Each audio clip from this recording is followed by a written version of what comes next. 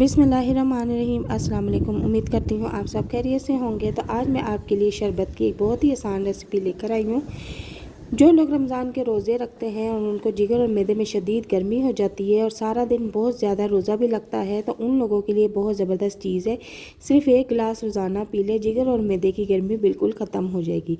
इसको बहुत आसान तरीके से बनाया जाता है। तो आधी गड्डी मैंने पुदीना लिया है। पुदीना के पत्ते मैंने तोड़ के धो के सुखा के खुशक कर लिए थे और पुदीना को ऐड कर देंगे। यहाँ पर मैंने आधी चम्मच ज़ीरा लिया है, जिसे मैंने भून के मोटा मोटा कूट लिया था, और ये बिल्कुल 2 चुटकी ऐड करेंगे। और इसमें 3 गिलास अगर हम बना रहे हैं तो 3 चम्मच ही हम इसमें चीनी ऐड करेंगे और 1 चुटकी हम इसमें नमक ऐड कर देंगे।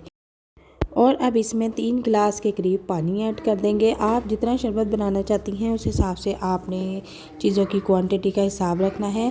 और 3 गिलास पानी डाल के मैंने इसको ब्लेंडर में अच्छी तरह से घुमा दिया था। इस तरह से अब घुमाने के बाद हमने एक छलनी ली है और उसमें से इस तरह से छान के हमने ये शरबत जो है वो निकाल लेना है। एक बाउल में मैंने शरबत निकाल लिया है और इसमें मैं अब 2 अदद क्यूब्स ऐड करूँगी लेमन के।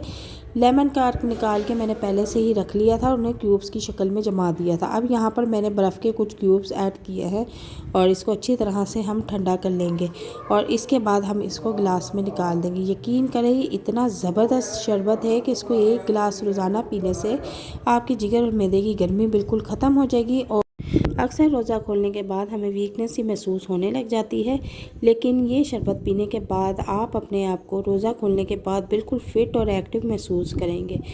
सुस्ती आपको ज़रा भी महसूस नहीं होगी। आप एक बार इस शरबत की रेसिपी को ज़रूर ट्राई कीजिए। ये बहुत मज़े का भी होता है और बहुत फ़ायदेमंद भी होता है।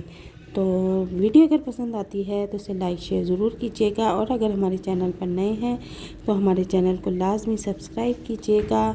और उम्मीद करती हूँ कि आपको ये वीडियो बहुत पसंद आई होगी। मिलते हैं नेक्स्ट वीडियो में एक नई रेसिपी के साथ। तब तक के लिए इजाज़त चाहती हूँ। दुआ में याद रखिएगा। अल्लाह हाफिज़।